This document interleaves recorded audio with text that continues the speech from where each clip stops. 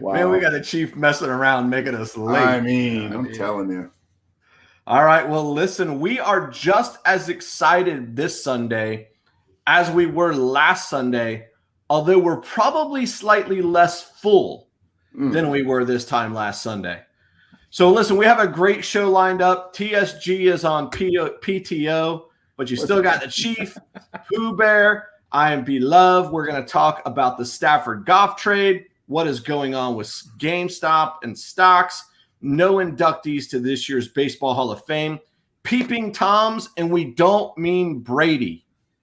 The Lightning and Scotty Miller calls out Tyreek Hill. This is the first Sunday without sports in a long time. We would know. We were at a sports bar today that was empty. Dead. But don't fret. I'm sorry you had to wait all day long, but it's time. This is the main event.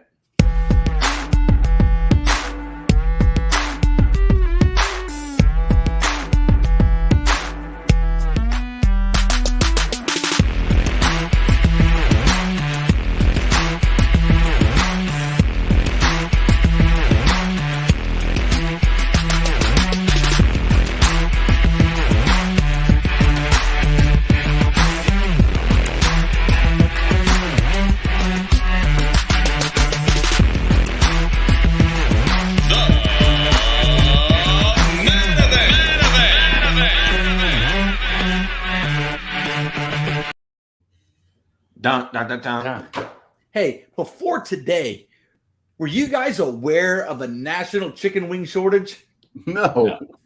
I mean, the sign on the door clearly said national chicken wing shortage. We didn't find a shortage. Well, listen, I got to tell you, there's definitely a wing shortage now because we crushed those wings. Yeah, pity. But that's just something else I got to go stock up on, you know? I mean, we put a hurting on those things. But what happened to the chicken wing supply? What is a chicken wing supply? Have you guys heard anything? Not a peep. Unintended. Yeah, nothing until today, man. I was a little worried at first, but anyway, we got through that one okay. Man, so if you can't find any chicken wings for your Super Bowl party. Yeah, they had enough to eat. So speaking of Super Bowl party, the point of today, us getting together at a sports bar that had no patrons and no sports on TV, was the annual Super Bowl planning party. Yeah, meeting. Officially called to order. Seconded. That's just how we get down. We have to have a party meeting to plan for a party. For the Super Bowl. That's just who we are, man. Well, you know, the last time we didn't have a meeting, which was probably 15, maybe 20 years ago, we had all chicken tenders.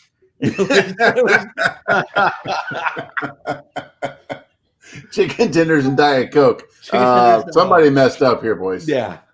Let's get organized. Wow. So we're going to be organized this week, that's for sure. Are you guys as excited as I am? Oh, man. I'm ready for this. I got some stuff coming from Amazon later in the week. So it's going to be I don't know if I can sleep on Saturday night. I feel about like I did before both the Saints games and the Packer games, or Packer game, because it feels like, man, this is going to be tough. If they win, it's going to be tough, but they can do it. You know, there's that anticipation, yet that nervousness, and man, hopefully the results are the same as those two games. You know, the national polls still have us as the underdog, and I think that's a good place for us to be. You know, they have us down by like 3 points, which I think is what we lost by last time when we played early in the season.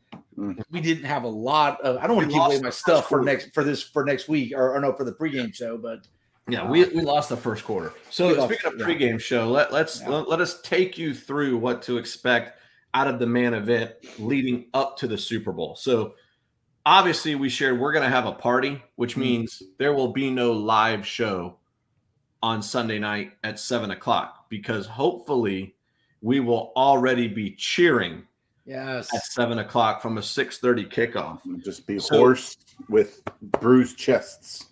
We are going to do a Super Bowl preview show. It will be mostly Buccaneers. It's going to be all Buccaneers with the exception of, you know, how we're bashing the Chiefs. After all, we are all Buccaneers fans. But anyways, it's We're going to have that show. We're going to record it. We will have it up on our channel on Sunday for your viewing pleasure. And then Monday night, we will come back together for a live show for our Super Bowl recap. And hopefully our voices will not be working. We'll still be basking in the glory. Yes. And we'll have taken naps, which is a guarantee for the Chief. The Chief, he always takes a nap. I took a nap later today. I laid down After on the lunch? couch. Yes. Oh my gosh. I just sat down. I didn't even know I was going to fall asleep, man. Next thing I know, Lisa's coming in and she's like, "Are you asleep?" And I'm like, "No, I'm not asleep. What do you think I do all day?" Take a nap. We're also going to do a vlog. So much like we've done the World Series vlog, the Derby Day vlog, the opening day of the NFL vlog. We're going to do a vlog of our experience this week leading up to the Super Bowl. We started doing some segments today, and then we're going to the NFL experience later this week. And we're going to make good. That's where the good footage is going to be. Yes, so there are two events I'm looking forward to at this thing. Number one, we're going to make B-Love, put his foot where his mouth has been for the last couple of years. We're going to see him make that 40-yard field goal. It's one of the events that you get to do. The other one is going to be the 40-yard dash. And I just want to know, who do you think is going to win the 40-yard dash out of the well, we'll just say out of the three of us. We're not going to let TSG be a part of that. Oh, is it? Yeah, okay. That's fair. I feel Pooh Bear is going to, like he did in the he blew a Hemi just in the jumping the hurdles boot camp day. Yeah. I saw. Maybe, I don't know. You may not be able to participate in that one. Yeah, no, I'm good. If there's no one chasing me, I'm not running, bro. Okay. B-Love is me and you. Me and you, man. We're going to have to line it up. We're racing against Shaq Barrett, by the way. Listen, the good news is that I'll be ready to go because I will have actually gone to boot camp this week. Yeah, I don't go to boot camp till Friday this week. Like some of us, won't be ready. Just because I don't go to boot camp doesn't mean I haven't been working out. Oh, okay. Steel City every day. I've been doing some runs. I did the Fish Hawk fitness course the other day. And no injuries? No, actually the ankle held up pretty good. I feel good, man. Listen, I have an injury I got to show you guys. I saw that thing. Oh, disgusting. Look at that thing. Oh. Dude, that's because some 14-year-old had frozen paint pellets in his gun. Paintballs in his gun, yeah. He got you. Yeah. What in the world? Yeah. That's crazy. It's like, I don't know, man. I don't even remember. That's just a little paintball. That's a direct hit from a paintball. Must have been going about 800 FPS. So anyways, look out for next week. Obviously, we're super duper excited. Speaking of football, though, big week. Pretty major trade before the season's even over this week between the old Detroit Lions and the LA Rams. Where do you guys come down on the Goff for Stafford trade? It appears to me the Lions fleeced the Rams. Is what it looks like. I mean, they got rid of their aging quarterback and ended up picking up a younger quarterback who, has got some shortcomings, but they also got 3 draft picks, 2 of them in the first round, 1 in the third round, all future. So they got their 2021 draft pick. So they have their first round pick this year, plus some future pick.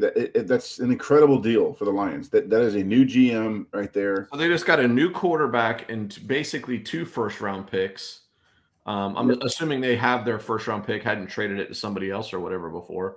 Right. But historically speaking, Chief, do the Lions do anything with these draft picks? I was gonna, so let me back up for a second here, okay? Because there is something to be said about a quarterback with great experience. Because come this Sunday, we're expecting a lot from the oldest quarterback in the NFL. Okay. So Matthew Stafford, this is a really good quarterback that hasn't been on a very good team. Okay. Secondly, as far as the football world goes, this is a win for everyone other than the Lions and the Rams. I'm going to tell you what I mean. So if the Rams the Rams potentially be the winner on this because they're going to get the quarterback that they know is going to perform everything else. And the Lions, nobody, and I mean nobody, can waste a first round draft pick better than the Lions can. They picked a wide receiver 3 years in a row. 3 years in a row. They picked a wide receiver first overall. How many receivers do they think they're going to put on the field at one time?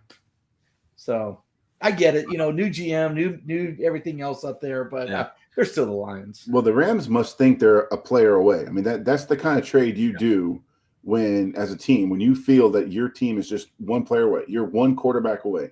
I don't think Jared Goff's play was that bad last year to prove that he was the issue, but we'll see. They definitely fell short last year. In 2020, they were definitely supposed to perform better. They just came off a Super Bowl appearance, a year and a half ago? 2018. Yeah. When Tom Brady of the Buccaneers beat him. I just want to make sure that was loud and clear.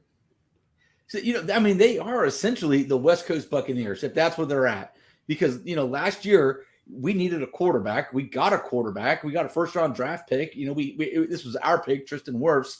I mean, those are the pieces to the puzzle that we were missing. I mean, I know we did do some big name free agent signings. Yeah. But I mean, those guys haven't, man, I can't hate to say they haven't.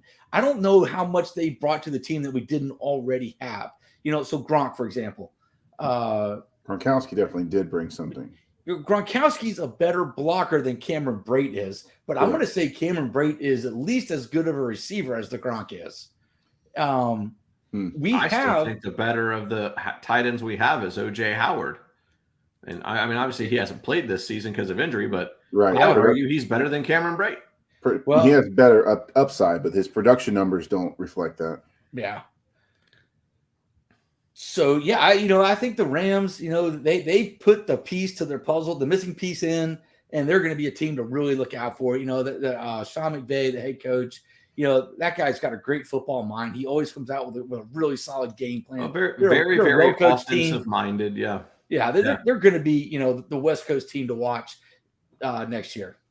It's interesting. We talked about this trade on the show last week, right? Because the Lions had just announced, hey, we're looking to move Matthew Stafford. And we talked about a number of teams that he would likely fall to.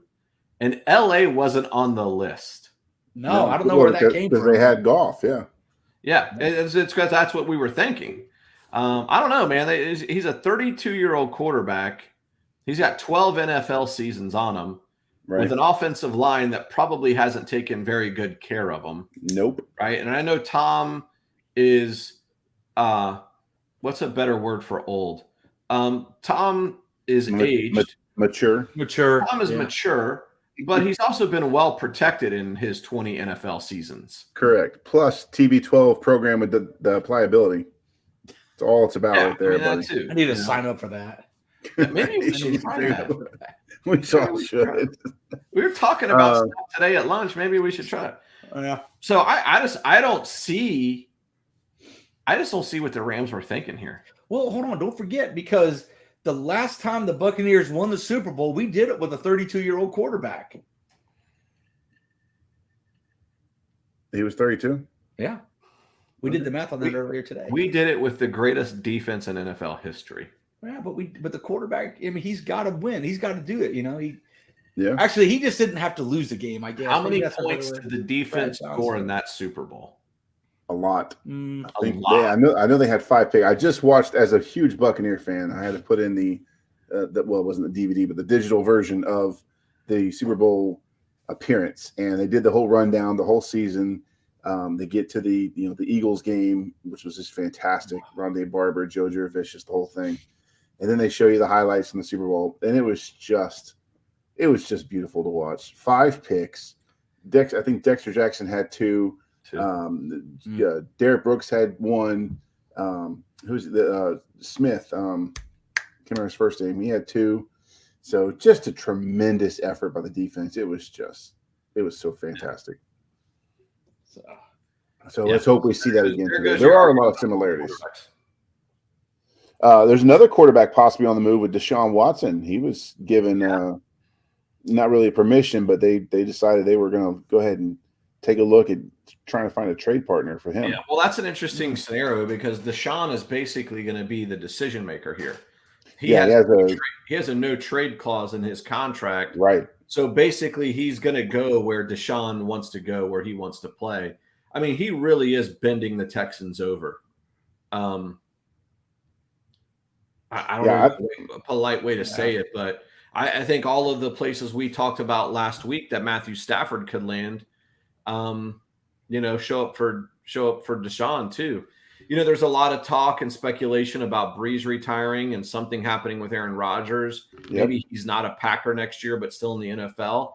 Deshaun would look great in Green Bay. I'm just hope he doesn't show up in Charlotte. That's where I was afraid that right. Carolina. Stafford. Stafford. Freaking live TV, man, live YouTube, and can we edit that out? By the way, when I start. No, you're a loser. Oh yeah, that was definitely something. They're going to need a quarterback. I mean, they're not happy with Bridgewater, which you had one season with I think they have a new coach and that whatever. I don't know if you can blame that on Bridgewater. That's what I mean. It's like how are you going to cast the guy aside after one mediocre season? Yeah, I think he's a good quarterback. Playing in a division where it had the Saints and the Buccaneers. I mean, two of the top 5 teams, maybe the top 2 teams in the NFC. Yeah. I think you're talking about 2 different trades. So you've got the Lions saying, "Hey, we're looking to trade Matthew Stafford." They're in the driver's seat at that point. They feel like they have a commodity to trade, right? The same way you saw the Rays trade Blake Snell this year. He's a commodity. You probably get more for him in this trade than you'll ever get in his career. By the way, they should have done that with Kiermaier 2 years ago. But in this instance, this has nothing but downside, in my opinion, for the Texans, right? They probably don't want this trade to happen. This guy wants out. He's going to choose where he goes, and that's probably going to limit, if the news gets out to the NFL that, hey, Deshaun's willing to sign his no trade clause for these 4 teams, those 4 teams are now in the bargaining seat, right? They know, hey, this guy only wants to go to 4, so we don't really have to give up a whole lot to get him. At this point, the Texans don't have a choice. They have to get rid of him now. I think so. Yeah. He can't walk in the locker room and he walks into the locker room and everyone's like, this guy doesn't want to play with me. He doesn't want to play with me, and he has to go now. Well, yeah, he's going to hold out if they don't trade him. That's the whole thing. So you don't. I mean, you're out of options at this point. You've got to trade him, and so I'm sure his agent has already contacted all the teams that are in the market for a quarterback that have the juice, the picks that the Texans are going to want. He's already been in conversations with the GM for the Texans, I'm sure. Hey, what's it going to cost to get him out of here? What's your number? What are you guys looking for? So he's carrying that around. He's taking it over to Miami. He's taking it down to Jacksonville. He's taking it to New York, the Jets and the Giants, and saying, hey, can you guys afford this? There's what they're looking for. If you're a player, let me know.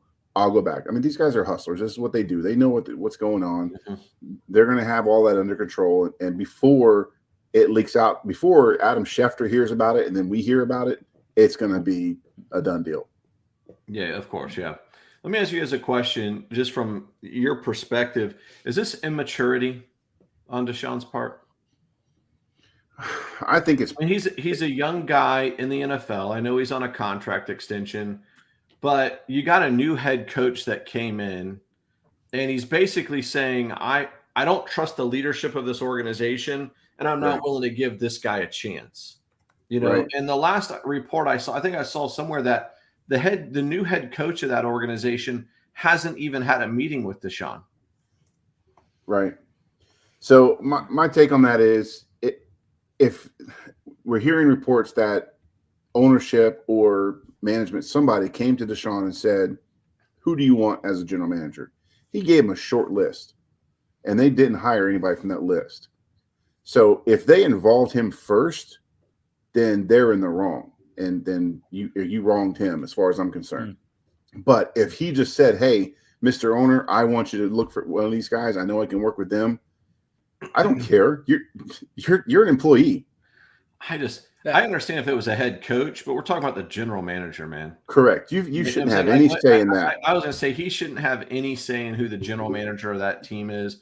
I can understand head coach. You want to go to your quarterback and say, who would you like to work with? Right. But the guy's not working with the GM every day. So correct. A few years ago, if you guys remember, the Philadelphia Eagles had this head coach. His name was Andy Reid. Okay. And the players kind of got together and they didn't have, they for whatever the reason was, Andy Reid had lost the locker room. Well, Andy Reid, they let him go. Well, he's played in now 2 Super Bowls at Kansas City. And what have the Eagles done? Nothing. So players come and go. If you get a winning coach, if you get a winning front office, that's what you stay with. You stay with that because the players are. Listen, I've said it once. I'll say it 100 times. Everything rises and falls on leadership. Everything. And that just makes your point. But to your point, beloved, it sounds like the Texans are just going for new blood all over. They've got new leadership at the top, new general manager, new coach. They're just looking to get, Deshaun and JJ Watt are pretty much the only 2 holdovers from the previous, at least the stars. They've already traded away Dwayne Hopkins. It's just been a different team altogether. So let him leave. I don't know if JJ is going to be around for next season or not, but let him go. Get what you can get for him. Start fresh, and start making the Texans after what you want it to look like. The team that you want to see. I'm just going to leave this conversation with this, and that's it. I hope we play the Texans early next season. Me too. Yeah. And the Atlanta Falcons. Yeah. Yeah. All right, moving on from football a little bit. This week, the Baseball Hall of Fame announced the class of 2021. I haven't memorized. Hall of Fame inductees. And can you pronounce the names? Absolutely no one was voted into the Hall of Fame. I believe that was the first time since 2013 that has happened. They came close. I think it was last year. I think it was just Mariano Rivera was the only one. Derek Jeter was a first ballot Hall of Famer last year. Was it Jeter last year? Maybe it was Jeter last year. I know it was a close vote again or recently in the past 2 or 3 years. But only one person made it in. So what else thought? So the snubs, the obvious snubs here are Curt Schilling. He got 70% of the vote.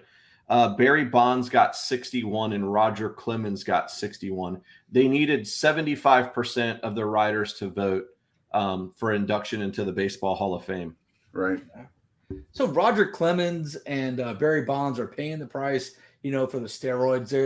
They have the asterisks next to their names.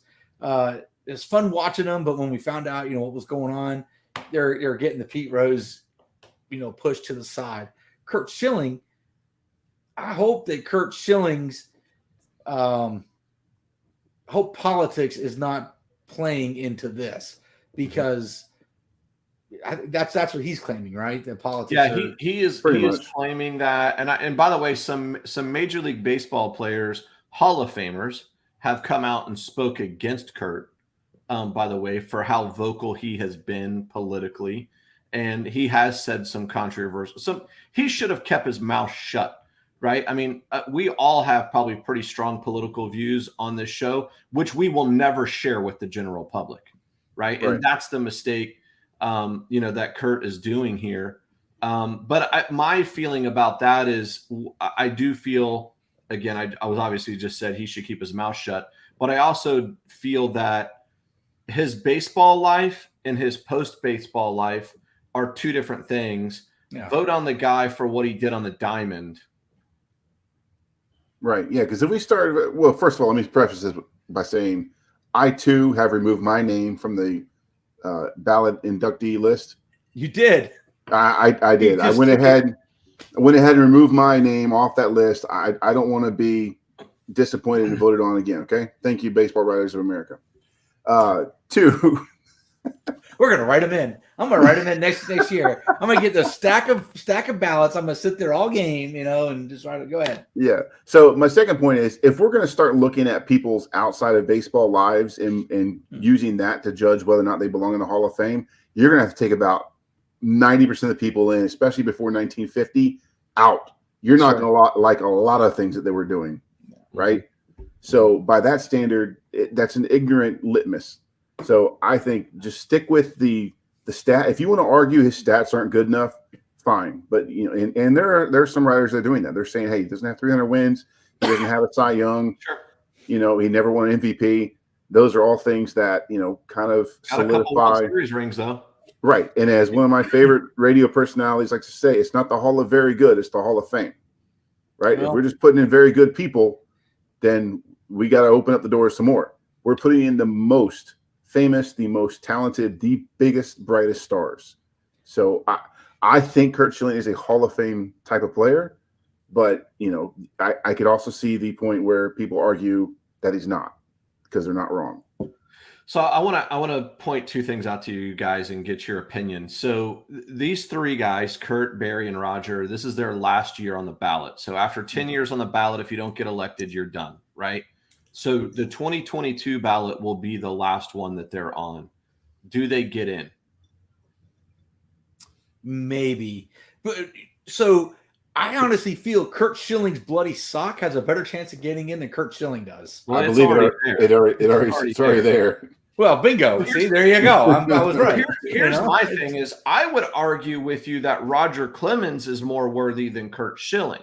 Hands down. Roger has the Cy Youngs. He has the perfect game. He's Barry Bonds is the home run king, for goodness sake.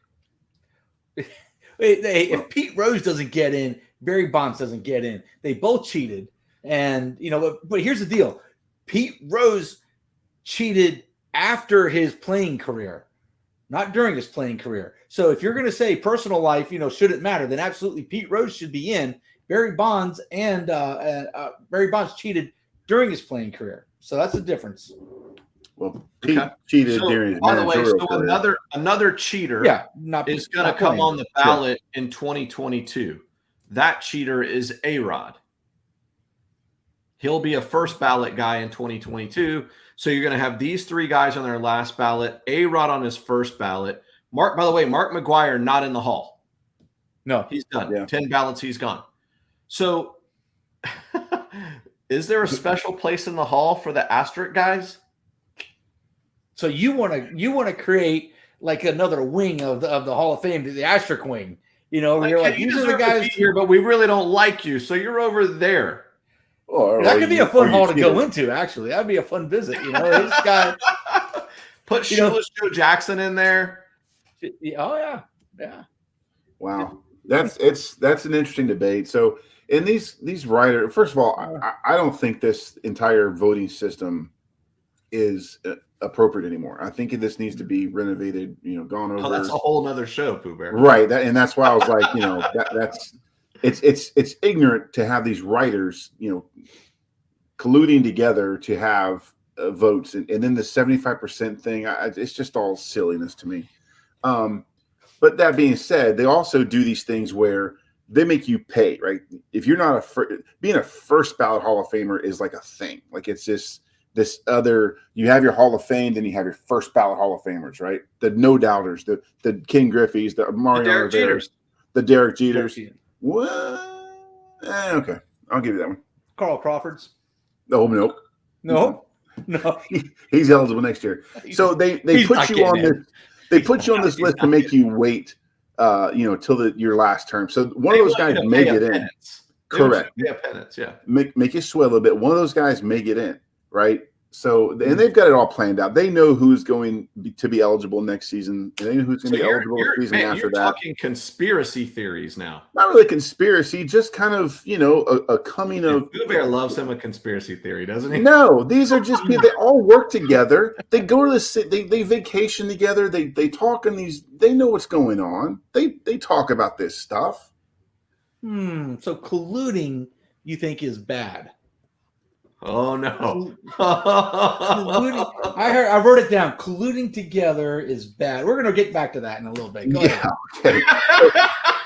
We're going to get back to that. I didn't say it was necessarily bad. I just said it's antiquated. This is about to get interesting. That's all I'm saying. We should have started with that, by the way. I think so too. It's antiquated. About it. Probably. I'm telling you, I can go all night about that. What we're about to get into, I can go all night about that. All right, so let's wrap up the conversation about the Hall of Fame. So Curt Schilling is a maybe in I'm hearing you guys say maybe. So to me, he doesn't get in. But you're saying Roger is a for sure Hall of Fame. He would be if he wasn't tied to steroids. Yes. Okay. So that's the thing. So we have a whole era of baseball of guys who deserve the Hall, who most likely aren't going to get in because of their affiliation with PEDs, which were legal most of the time that they were. So yeah, you guys mentioned Carl Crawford. Him and Scat Kazmir are on the ballot for the first time in 2022. Yeah. Will either one of them get the minimum 5% votes to be on ballot number 2? No. Listen, If Carl Crawford had stayed, if he had stayed a Ray, he might. He might have. But when he went to LA, I mean, I don't know what happened. The wheels came. I mean, literally, the wheels came off that cat. Well, even when he went to Boston, it was unheard of. Yeah, he was horrible in Boston. Disappeared. Yeah. And Scotty K did make a comeback after he did. left Tampa. Yeah, and worked his way from the bottom. I believe he was starting in the Texas League, which is not really glamorous, but for lack of a better not word. for a major leaguer, it's not. Right. So he worked his way back up, got into the league again. I think he pitched for Arizona. So good on him for sticking with it and staying with his passion, but just the numbers aren't there. He doesn't have the talent. Let's go. All right. So my next question, non-baseball related, non-sports related. Has anybody looked at Dow futures for tomorrow morning? Oh, yes, I have. No, actually, they're not up for yet. There's very little up for just yet. Well, the Dow futures are out. Hold on, I've got to put another order in for some AMC here. Stand by. Oh my gosh. So we had a somewhat lively discussion today over some chicken wings that are national shortage, by the way. Yeah. Diamond hands. About the news this past week about GameStop and the halting of trading and all of that stuff. And these two guys, I had to moderate, sit on very different sides of this coin. Hey, listen, I'll tell you what. I'm going to let Pooh Bear go first. I'm going to let him go ahead, get his argument out there, and then I'm going to tell him why he's wrong. Well, first, I'm not going to. Firstly, I'm not going to argue anything. I'm going to state the facts. So go right ahead. In as simplistic terms as I can say, if you're not aware, there was some huge kerfuffle on Wall Street this week when some retail traders, people like me and these other guys, who can purchase stocks and sell them freely and as we choose through some apps that you might have heard of this week also, like Robinhood, 717 I think is one of them. There's a couple that I haven't used myself, so I'm not really as familiar with those. But basically what happened was a group of people on Reddit, which is whole other interesting story, found that there were some stocks that had been basically oversold and overborrowed, right? There were more stocks in existence than could be paid for.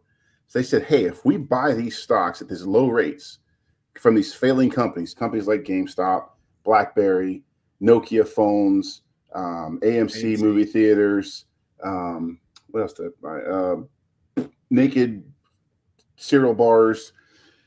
They found that these dining companies who were struggling, stocks that weren't very valuable, they were $3 and $4 stocks. If they started buying them, then these hedge funds were going to have to buy these stocks at a higher rate, higher value, to return to the people they borrowed them from, and they'd take a huge loss. Billions of dollars were lost when these stocks shot up to, I think GameStop hit over almost $488 from an $8 low.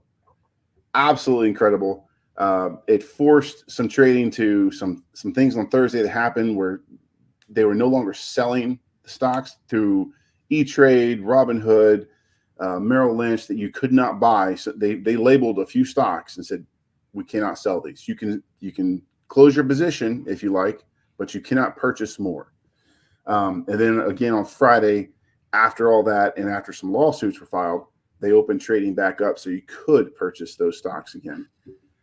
So, anyway, what did I get wrong there, Chief?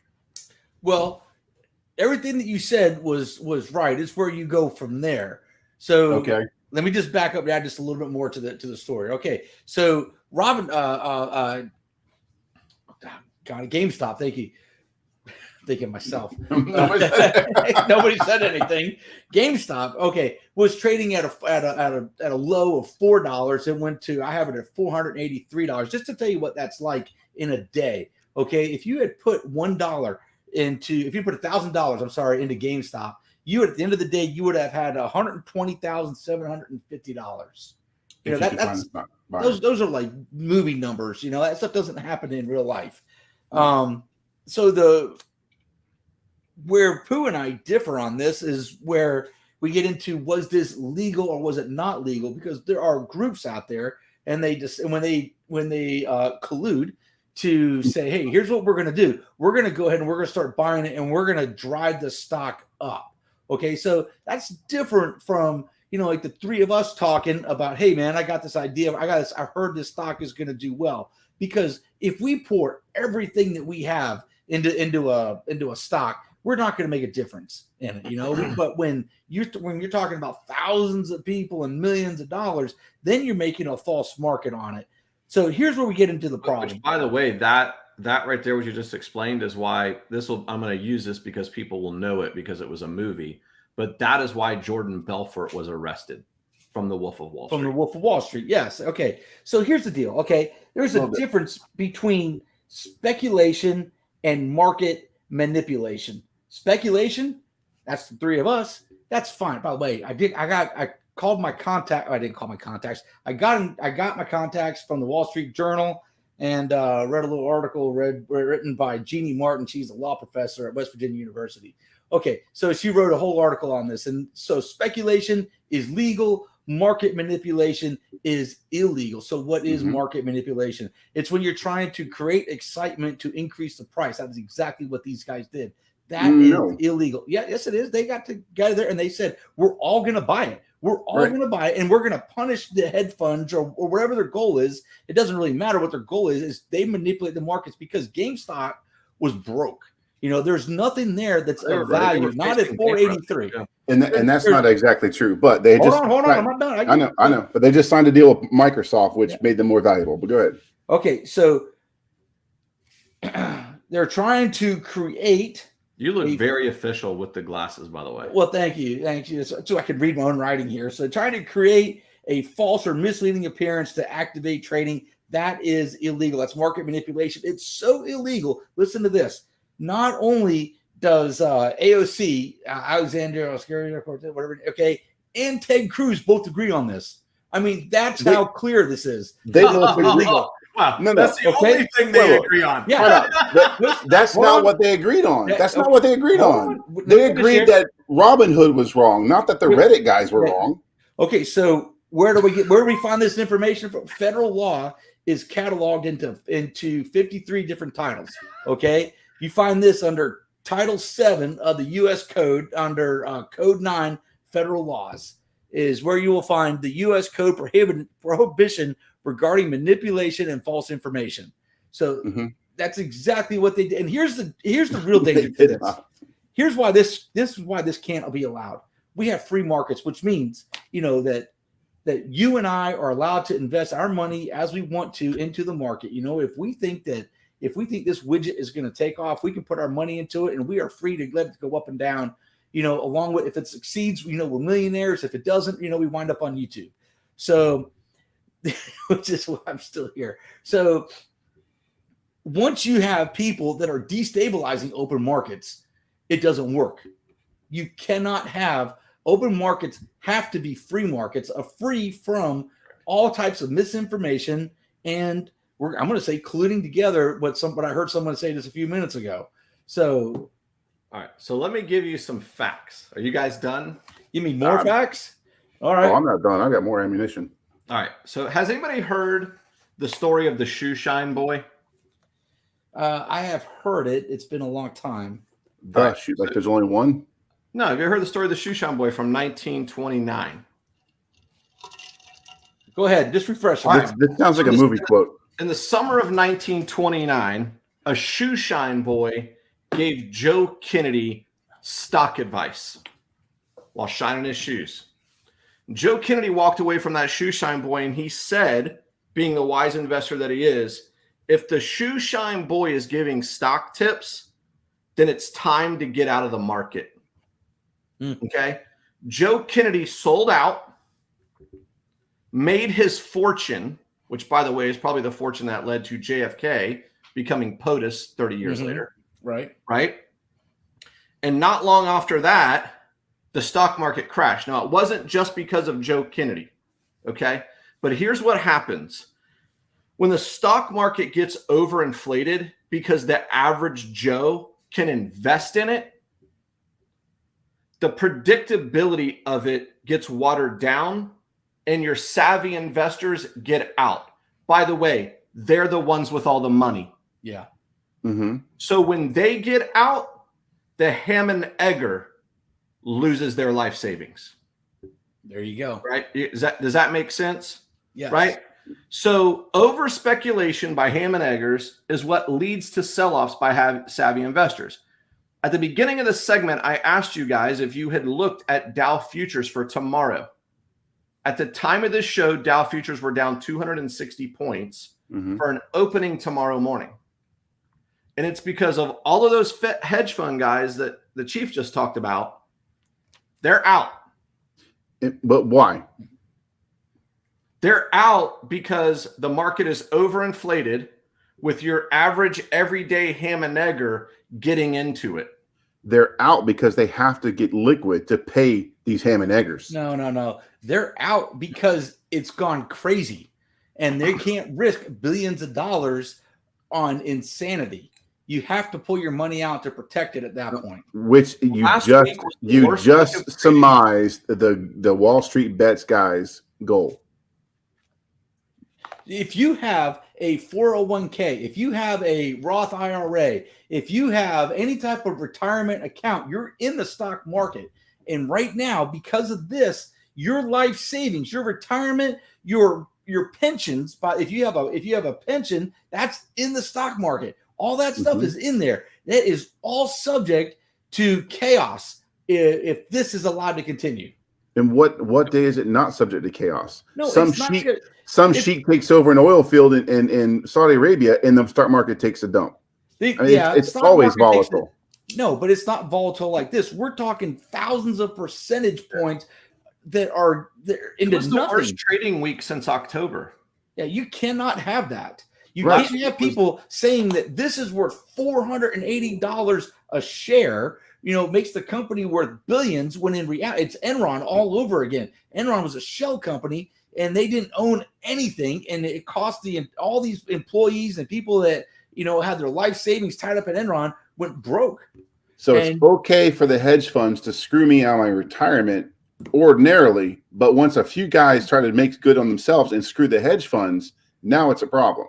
It's not those. It's the hedge. So those guys, it is a problem. It is because it's wrong. That's just like saying, "Hey, man, there's nothing wrong with a guy that goes to rob the bank. If he's just trying to make money, that's what they're trying to do. They're just trying to rob the bank here. Because someone's going to get slit.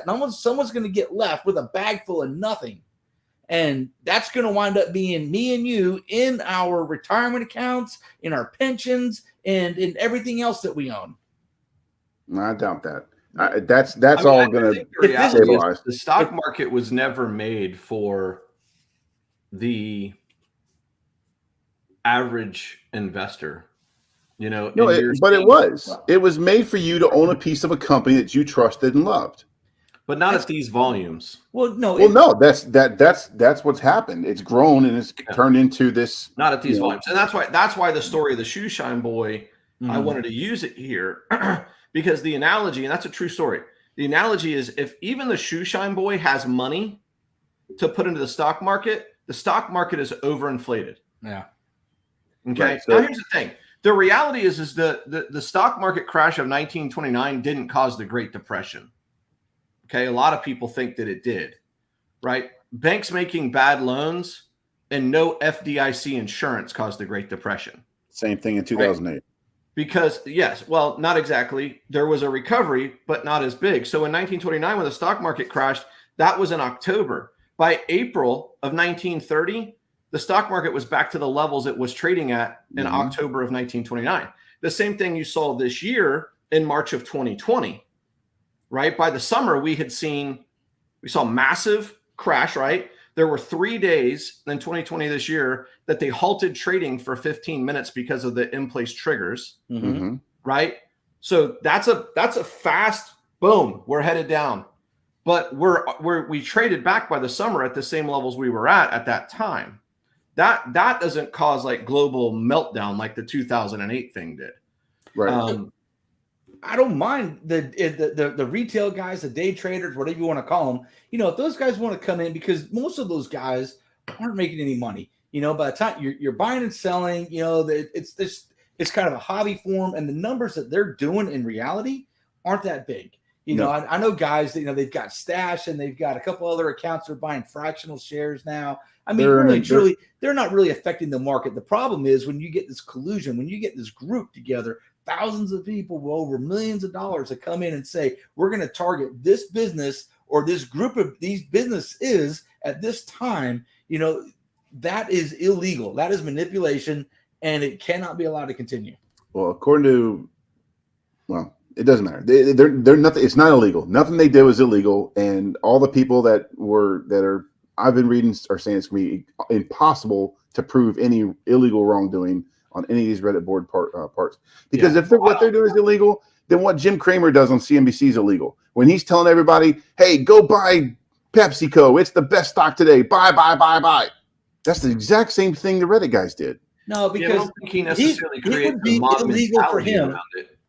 It would be illegal for him if PepsiCo was worthless. If PepsiCo that's true manipulation. If PepsiCo was worthless and he's telling them, hey, I think PepsiCo is, I don't know what it's valued at. Let's just say it's valued at $10 a share and it's trading at $9 or it's trading at $7. He's like, hey man, there's room here, for people to get in and to make some money on this. Right. Which is what he does. Nobody is valuing GameStop at 483. I mean, nobody. There is no value at 483. And they weren't. All they were saying is that there's more shares. If we buy shares, they're going to force the hedge funds to have to buy these back at a higher rate and lose money. So these guys they're gonna beat that drum all the way to prison. They say we didn't do it. There's it's not prison. illegal, but under Title VII, it certainly is. Nobody's Here's the reality. I don't know whether it was legal. I don't know whether it was illegal. What I will tell you is the people who have the money will make sure that some sort of legislation is put in place. And that's the goal. That is the goal. They want to change the way these short sales happen. It should be wrong for a brokerage firm to borrow funds or borrow shares from one person and sell them to another. That is wrong. And then hoping that when you buy it back, it's at a lower figure. That is wrong. And that's the goal of this whole group is to change that right there. So everything that you said, I disagree with that as well. I mean, that's just another form of business. That's just another way, to make money. They're not harming anybody. They're just saying we've looked at this business. We think GameStop is going to fail. We think their stock is going to continue to drop, and we're going to go ahead and place money against it. And place money against GameStop. It's actually one of the riskiest moves to make because everybody, the company, like say GameStop in this example, GameStop wants to see their stock go up. The stock market, everybody, most investors want to see the stock market go up. So for a company to make a bet and to say, look, I think these guys are going to fail, that's a risky move, but it is another way to make money. It's just another investing tool. Let's take the stock buy and sell out of this for a minute. To me, something's wrong at the leadership level at GameStop because this is a business that should be thriving during nothing. No, it's not. Saying, for it to be devalued where it's at, these kids are playing more video games than they ever have before. They're not going anywhere. Yeah, but their business model was buying and selling video games in a brick and mortar store. Correct. People are no longer buying physical games; they're downloading them on their consoles. Woo, so I agree with Pooh Bear. right there. You don't have to agree with this. That's what's happening. No, I agree with you. That is correct. You know, that is the problem with GameStop. You know, right. brick and mortar buying and selling a game doesn't exist. This had absolutely nothing. GameStop was just a pawn in this entire thing. It was nothing. It was nothing but a failing company that these guys realized there's too many shares available for this. We can jump on this and force these hedge fund guys to buy back at a higher rate. We can screw them. In the end, those hedge fund guys, they have the gold, so they today. They will make the rules. Not today. They still billions. They still have $6 billion was lost. Yeah, billion. They will be okay. Yeah, they will be okay. In the world of trading, that's not a lot of money. No. Well, in the world of these two firms that had to close up to borrow money in order to pay back their debts. Yeah, but those were the nickel and dimers, weren't they? No, this was the firm that was buying. This was the firm that got short squeezed. This was the firm that was borrowing sale or stocks, selling them back at a trying to buy them back at a lower rate. So this was like JP Morgan, though. JP Morgan's is not a hedge fund. That's a bank. I'm saying from the brokerage side. They might, but from the broker, they're not brokers. These are guys these are the middlemen. The hedge funds are middlemen. They're the people that you hire to make sure that your portfolio stays balanced. So, but they got screwed. They got caught. They were caught cheating the system. We're not cheating. They were playing by the rules. And then some other people come along, play by the rules better, and beat them, and cost them a bunch of money. That's where you're wrong. They did not play by the rules. They manipulated the market. They falsely manipulated the market. That is unprovable. It's very provable. We'll follow up. If it was, then why they're doing this all day long? There's YouTube channels dedicated to this stuff. It's not. Nobody's going to jail for it. They are going to jail for it. The Senate Banking Committee is holding hearings on this. Somebody is going to go to jail. You wait and see. Yeah, it'll be the hedge fund people. I promise you. The hedge fund. You wait. Let's go to the Peeping Tom story. They're also trying to impeach a president for the second time. Yes, they will. Whatever. So, I mean, we'll see where that goes. Empty threats. Yeah. So, Chief, what is the story coming out of Virginia about? Yeah, you got to. I don't think either of us are familiar with it, so you got to go with it. Tom, not the Brady Tom, but not Tom Brady. No. So this cat is at a gym in Virginia, and he is apparently peeping into the women's locker room from the ceiling. Somehow he's crawled up into the ceiling. He's got himself a little, a peephole, and he's whatever he's doing up there, man. And he gets caught because he falls through the ceiling. I mean, he comes down to the ceiling. The ceiling came down, man. So he gets caught. The girls are in there. They start screaming. More guys, from the gym come in. They hold this guy until the cops get there. And this cat gets arrested. How long he's been there? How did he get in the ceiling? I mean, there's all kinds of questions that are going on here. Does he have a membership? Was he was he a member? I don't know. Yeah, was he on the leg machine 20 minutes before? Man, who knows? But I mean, what makes you? Well, I know what makes you do it, but I mean, there's something really wrong with you when you're like, I'm gonna. How does he get in there without being seen? Here's the thing I don't get. That dude put in an insane amount of work. Yeah. An insane amount of work for something he could have delivered quicker by his cell phone. Yeah, I guess. That it's remarkable to me the links, like you said, that people will go through for this. I mean, you gotta have issues, man. You gotta have issues. And for what? I don't know. I just don't. I'm not in that mindset. What is the end game there? Yes. Are you going to go to the – well, okay, if you went to the gym, would you be looking up around? Would you be looking around for cameras now? Well, I'm going to – the gym I go to, I think it's like the ceiling isn't – I don't know how you'd get in it, first of all. So but like I understand, like if it's one of those tile ceilings or whatever, you could pop a tile, you could, whatever. I don't know. Dude, things can get weird. I mean, people can put like these spy cameras that look like locks. I've never actually seen one that looked like a lock before. I've heard of ones like the nanny cams that look like teddy bears and stuff like that. Yeah. I'd be willing to bet they probably have one that look. I mean, I'm just gonna say, if you're going to a public place, I want to keep that towel handy. Yeah. There's always that old guy that doesn't, though. Oh my gosh. There's one in every gym, and it gets really weird when the two collide, at the sink or something. You're like, oh my gosh. Oh my god. They came from a time when it just, and honestly, it shouldn't matter. It's just, I don't want to see it. Well, I mean, dude, think about old school. Did any of you ever go to the old Tampa Bay Stadium for a Bucs game? Oh yeah. Do you remember the trough? Yeah. In the men's bathroom? Yeah. It was just a trough. Yeah. Right.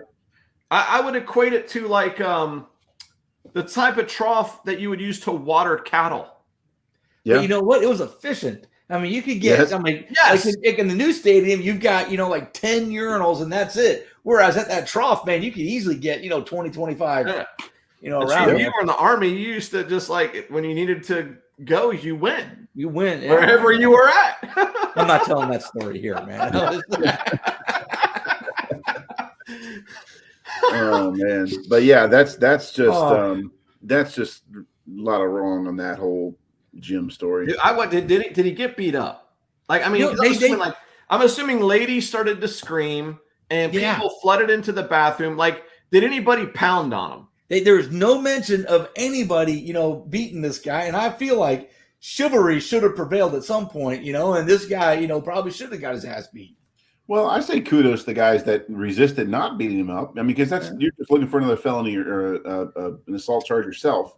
I don't know. So now, would you be able to find a jury that would convict you of that? I don't know. There you go. A policeman to actually arrest you for? Oh no, it was must have gotten beat up on the way down. The fall must have really broken. That's how I would want my policeman to treat me. But I appreciate the restraint. Again, I don't know what I would be. Maybe there was a policeman in the crowd. Maybe there was a policeman there working out, and he's like, "Hey, stand back, guys. I got this. I'm with the department." Right. Okay. Maybe that's why. But I mean, I'm with you. My instinct would be, "What is wrong with you?" Let's get a few. Hey, if you're that guy, how do you go home that night? Go see your family and friends, or right. I don't even know if you go to work the next day. I'm not sure. Right. Well, how do you go back? How do you go back to the gym? Well, you're not going to go back to the gym. That's a lifetime ban. Yeah, that's a lifetime ban. They'll never let you back. Hey, listen, got to get my swole on. Need to come in. No, Fred, you're not allowed in here again. Fred. Oh man, yeah, but I'm paid up, man. I'm paid up through March. I'm good. Yeah. Well, gentlemen, we're about out of time. We got 2 minutes. We got 2 minutes to talk about Scotty Miller and Tyreek Hill. Oh, I would watch that. I would watch that. I would totally watch it. So if you're unaware, this week on the Dan Patrick Show, radio show on the radio, AM radio, Scotty Miller was on, and Dan asked him who was faster, him or Tyreek Hill. Which, if you don't know, Tyreek Hill is probably at least he's billed as the fastest player in the NFL. He runs a 4. Remember when they used to actually hold those competitions though? Like they would hold the fastest man in the NFL. Like Darryl Green was like the fastest man forever. Yes, they would be this week. This week between the Super Bowl and then in the championship games was the week for all that. The guys that weren't playing in the games would do that kind of stuff. Flag football until somebody tore a hamstring on the beach. It was all fun and games. I remember that. Yeah. So anyway, Scotty is not as well known as Tyreek Hill. He's clearly, definitely not as advertised. He's probably the 5th string receiver, maybe 4th, 5th string receiver on the Bucs. I'd say he's he's number 4. So he's a track star himself. Or at least he was in college. He ran a 4.8 40-yard dash on his pro day. So he's not slow. He's in the conversation. So to be outraged, these fans that are outraged and oh, that's ridiculous. Tyreek Hill will blow him away. Well, don't be so sure about that. Now, would he lose? I don't know. But what Scott said was, hey, listen, I've got to have every confidence in myself. I know I'm a fast guy. I like my chances in almost every foot race. He complimented Tyreek Hill. He didn't say anything disparaging about him. Didn't come out and say, oh, yeah, I toast him. He's no good. It's all on me. No, he very maturely said he's a great player. I think I can win. But I think we all agree. We want to see it. You know where I really want to see it? I want to see it on Sunday night. I want to see Scotty Miller running some of those crossing patterns that Tyreek Hill runs. Yeah. That's how he's getting open. He's shooting all the way from one side of the field through the center, and he's on the other side where the other defenders aren't even looking for him because he started on the opposite end of the field. Listen, let me tell you what I want to see on Sunday night. I want to see somebody actually cover Tyreek Hill. Oh man. That Maybe guy, Scotty Miller's the guy. Like 200 plus yards on us in one half of football. They won that game against us the first time we played them in the first quarter. Yeah, it was over. By the way, we won the rest of the game. If you got rid of the first quarter, we won 2 through 4. Mm-hmm. But they beat us in the first quarter. Just wasn't enough. So, well, look for our in-depth breakdown coming to you this Saturday night, and we decide we're going to post that on Sunday. Mm-hmm. So we'll record it Friday night, and then we will release it for you to viewing pleasure Sunday while you're getting ready for the game, getting your confiscated chicken wings that are in very short supply, apparently, together for your party. You can sit down, gather your friends around, tune into the main event to get the full, true breakdown. We'll be pumped up. We will be we'll ready. Be excited. It's going to be on. All right. Collusion's illegal. Nope. It's not. Good night, everybody. Go Bucks.